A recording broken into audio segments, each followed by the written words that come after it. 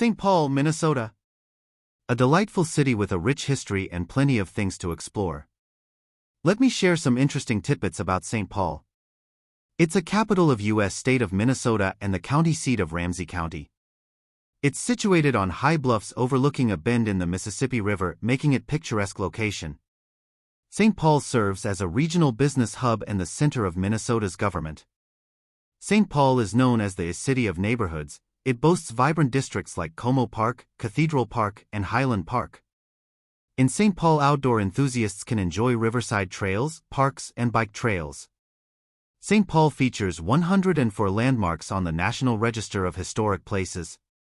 Notable sites include the Cathedral of St. Paul, historic Fort Snelling, and James J. Hill House on Summit Avenue, a street lined with restored Victorian mansions. By the way, check out my guide on home safety and security book in the description. The book summarizes in detail all that one needs to know to protect and secure their homes.